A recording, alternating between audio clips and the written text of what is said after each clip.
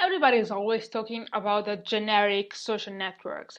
These sites are for everyone. It doesn't matter whether someone is interested in programming, horse riding, music, fashion, crochet, web design, wood cutting, animal agriculture, it doesn't matter. You will find something that you're interested in. This means that for you as an entrepreneur and marketer, you are hoping to find customers in a very large pool. Let's say that you're looking for many small fishes in a very large pond. This is not the case with niche social media sites.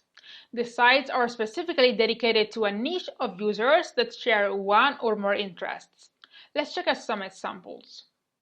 This is a community for, as the founders stated on their site, believers who want to discover the truth behind the UFO phenomena.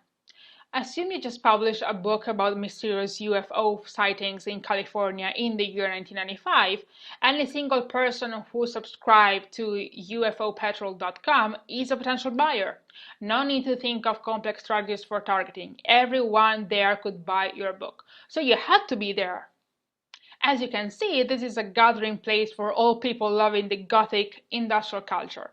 If you are selling anything that could appeal to people who have this type of interest, join and start interacting with literally anyone, because anyone is your potential customer. If you've launched a new site where people can buy books, or where you collect book reviews, or where you promote emerging writers, or anything the book lovers could like, this is the place to be. You see, there are so many niche websites, one for each niche. It's up to you to find them, and you can simply Google some keywords and browse the results, as easy as that. You are the expert in your niche, so I'm sure you already know much more than I do as to how to spot a niche website that could be useful for you. If looking for customers in a generic social media site is like looking for small fishes in a large pond, with niche social media site you search for big fishes in a small pond.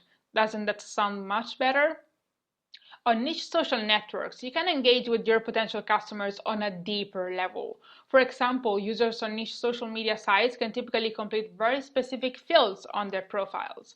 On a social network about books, as the one we've seen earlier in this lecture, a member might be able to specify which type of books he or she reads more frequently and who is his or her favorite author. So let's assume you want to sell a book about a story set in the Victorian age. You would just have to look for people whose favorite author is Dickens. And you have an incredibly high chance that those people will be interested in what you have to say and sell. This is much harder to do on generic sites.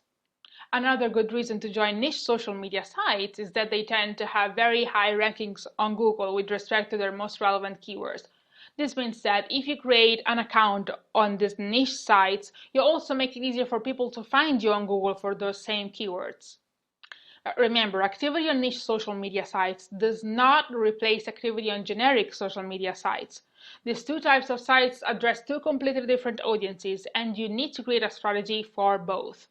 Now, start Googling the best niche social networks for your business, and then go back to your editorial plan and add them to your strategy.